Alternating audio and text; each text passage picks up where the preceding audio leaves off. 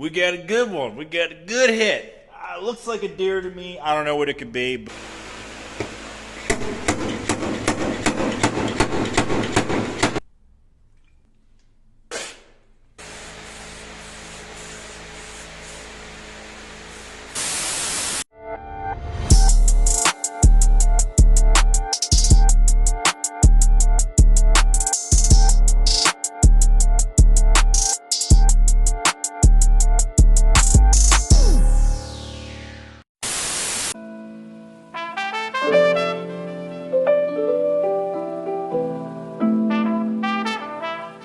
He's one of the best scientific minds we have today.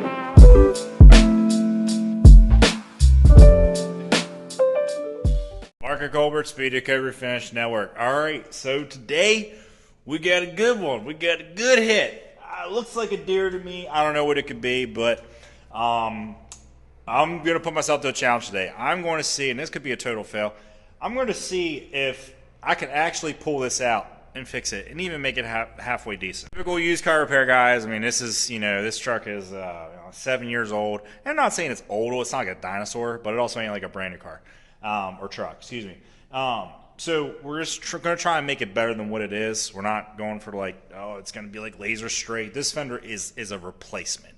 This really is a perfect candidate for replacement and a door blend. But you guys know me. You guys know I try to take chicken feathers and turn it into wings for you guys on YouTube. And we're going to see, for those of you guys at home that get damaged like this, or maybe you can't get parts of something, can it be fixed? Can it be done?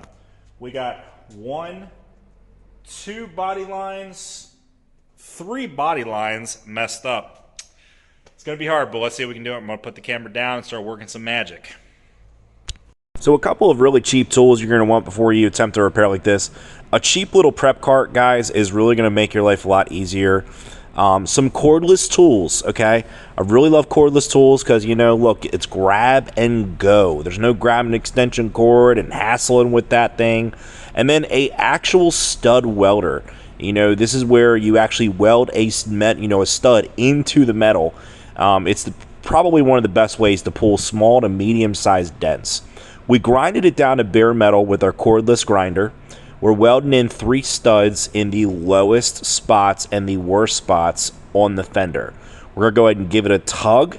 And as you guys can see, popped out pretty quick.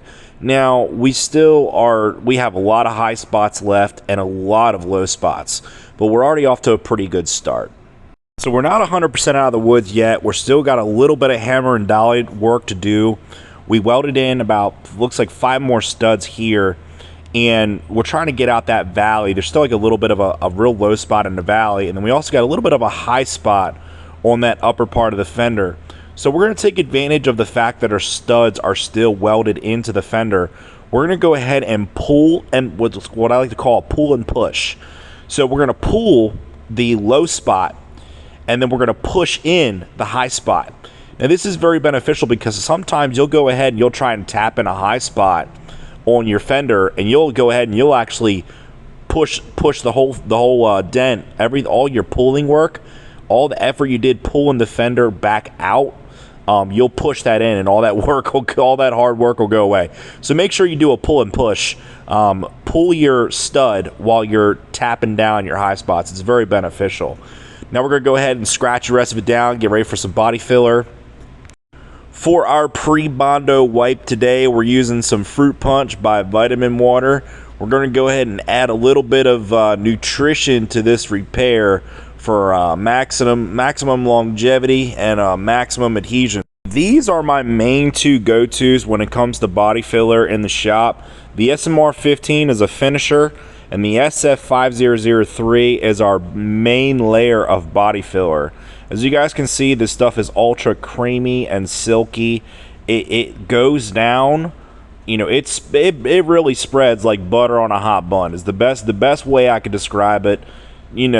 Sunday dinner, everybody sitting down, you slap that nice slab of butter on a hot bun and it just melts in. That's how this Bondo spreads here on this fender.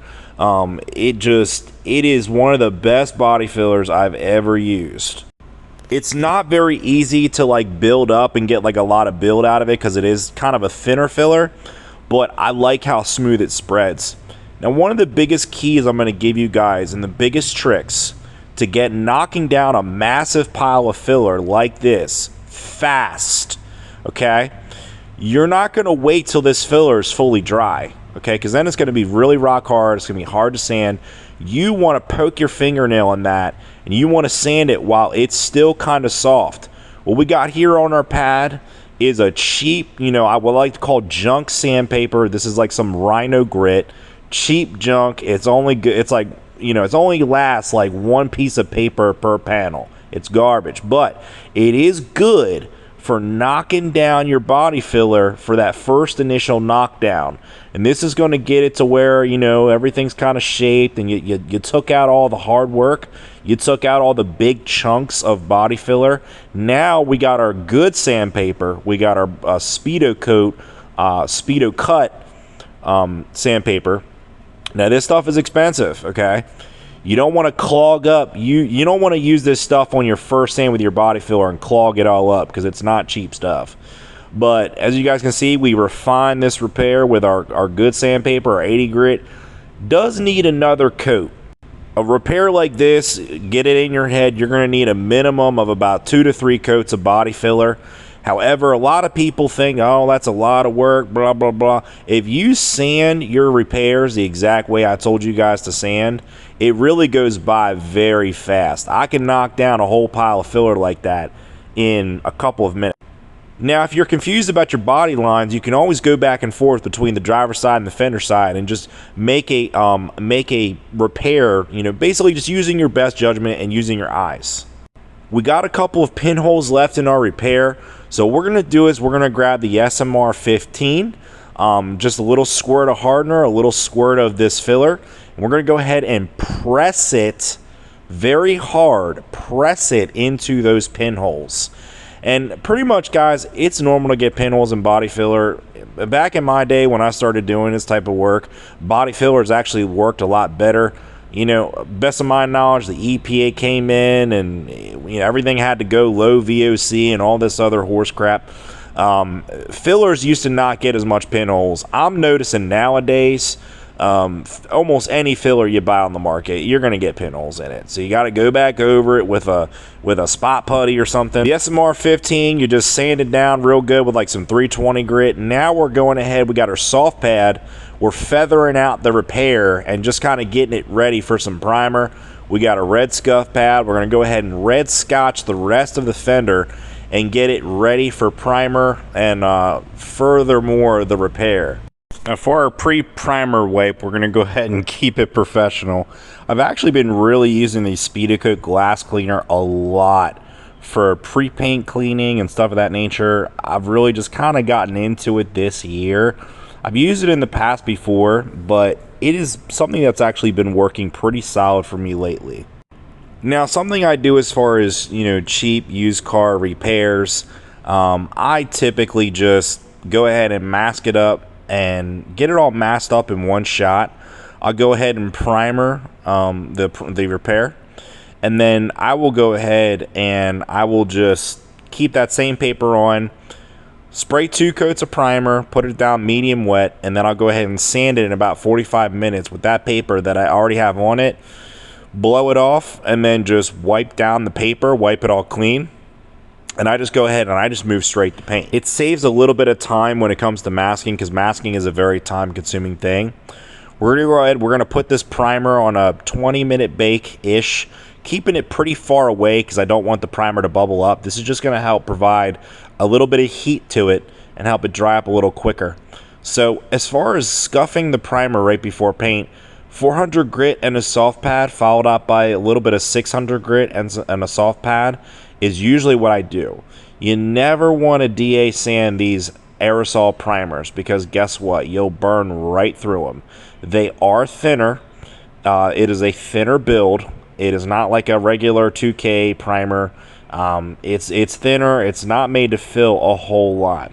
So primer scratched. We're all cleaned up. We're pretty much ready to go for paint. So First coat of paint, we're just putting it down kind of light, kind of transparent. We're not going crazy wet.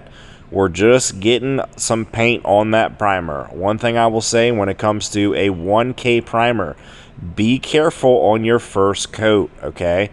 1K primers and urethane paints typically don't mend extremely well if you go super wet on the first coat. I always like to take my time with these 1K primers. The Speedokote 1K primer, don't be wrong, is one of the best out there. It is awesome, but I still precautionary. Just go late on the first coat, and as you guys can see, second coat, I'm hammering it on, super wet. Second coat, I go after full coverage, and then third coat, we go ahead and we do what's called like a drop coat. So now we're gonna go ahead, pop our cap open. We're gonna blend out our base coat with the color blender. And what this is going to do is, you guys know every single video I make, all this is going to do is this is going to help put a little bit of fresh metallic on the back part of the fender, but still allow the old metallic to show through. That way, it's kind of like a good transition between the old paint and the new paint. If you skip this step, especially with a metallic paint that is almost a decade old, you will see it. You will have problems when you put it out in the sunlight. I promise you. I don't care how good your paint match camera is. I don't care how good of a painter you are. You have to blend out your metallics. Now, those of you guys have been waiting, yes, we are doing it today. We got the new Speedokote 1-to-1 Clear SMR 11. This clear, I gotta say, it's medium solids. It was a little bit more difficult to spray. It was like, I say it was like right between medium and high solids. Probably by the way, I can tell a solids content percentage just by the way it sprays. This was right around probably 39 to 40% solids. So it wasn't crazy difficult to spray, but it also was not like super easy to spray. But first coat went down ridiculously good. I mean, this stuff sprayed and laid out pretty nice. And when I say nice, I mean flat. And as you guys can see, bodywork is not perfect, but it came out pretty good. I'm sure all the DIY expert auto body police are going to grill me for this one. We got a couple runs. I wasn't used to this clear because I've never used it before in my life. This is a whole brand new clear, so I didn't realize how slow it was going to dry. And then I went to put on the second coat and yep, that happened. But this is actually on the runs were actually in the best spot to cut them out and buff it. It was on a kind of pretty curvature flat spot. 1,000, 2,000, 3,000, and a buff, and it was that easy. I had these out cut and buffed in about probably about 8 minutes. It was a super easy cut and buff. So we hit it with the 3,000. Now we're hitting it with the Mark 1 Refinish Products Red Pad and the Speedokote Finishing Compound. It did need to cut it down a little bit, but I spent a pretty good amount of time with the buffer, but it all came out beautiful, nice, everything wet sanded, buffed out nice.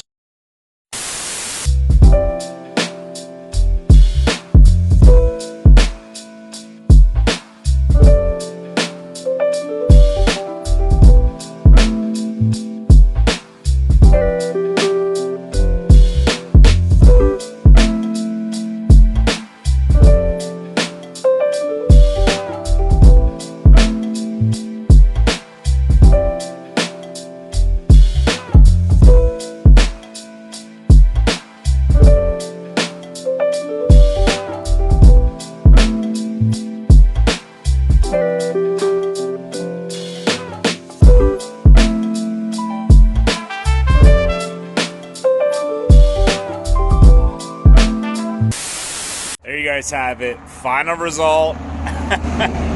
Pretty surprised with this one. I did not think I was going to be able to fix it. I was almost positive that it was going to be a fender replacement. Started welding on it. I welded 3 studs into it. Did a couple yanks, and I knew right then and there, okay, we're going to be able to fix this thing. Good news and bad news about the new 1-to-1 clear. Good news is this is going to make a great summertime clear, because let me tell you what, this stuff flows and flows and flows. It lays very flat. It almost is a little too flat for this truck. You know, these GMs, they have a little bit of texture to them, a little bit of orange peel. This is almost a little too flat in some areas. Now, the bad news, I will never be using this again in the wintertime. And, you know, look, not every clear coat we offer is going to be able to spray in 25-degree temps. Not a whole lot of clear coats on the market, period, you can do that with. Guys, I swear, I'm telling you right now, there was no user error on this panel. I put each coat on medium wet, medium to light wet. I was not hammering it down, and it still ran. And this is, like I said, just a situation of, you know, this clear, it dries a little bit slower. Higher solids, you know, higher solids clears typically in the wintertime, you know, they don't really do as well. Medium to low solids, you know, they do great. But the little bit of runs we got in it, not a huge deal. I cut and buffed them out in about 5 minutes. It literally was not even hard at all. You know, they were actually right in the perfect spot. They were right here on this flat curve right here. So I just got that off.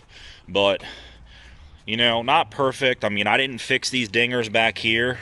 There's some dingers right here, you know, that I didn't fix because I didn't want to take my blend into this door and not have a paint match. Look at these body lines, guys. Look at these body lines. I did not block that. That was all DA sanded. This whole curve, DA sanded. Everything was DA sanded. I did not once take a block to this fender. There is very few body and paint guys here on this here planet Earth that can get that kind of a body line that sharp without blocking. So there you guys have it. Look, you guys know the deal with my YouTube page. When in doubt, just try. You never know. I doubted myself, you know, even as a professional, I doubted myself that I could fix this thing. And what do you know? We gave it a try and, you know, got it to work out. As far as the new 1-to-1 clear, I will definitely be using this in the future as it warms up towards like the spring weather. It's a very good clear. It's super high gloss. It lays out very flat, but it's just it doesn't dry fast enough for the winter weather. So we're going to put this on the shelf for now. You guys will probably see this product again in the springtime, but overall, even like I said, with the runs and stuff, this is an awesome clear. And the one thing that I like about it is the simplicity. Look, you don't even need a mixing cup to mix this stuff. You can honestly mix it in like a solo cup. You know, it's 1-to-1, so 1 ounce of clear, 1 ounce of activator, 2 ounces of clear, 2 ounces of activator. So those of you DIY guys at home painting cars, this really just puts the simplicity in mixing your product. It's actually very nice. Anyways, that is going to wrap it up for this one. I hope you guys enjoyed the video. Like and subscribe. New videos every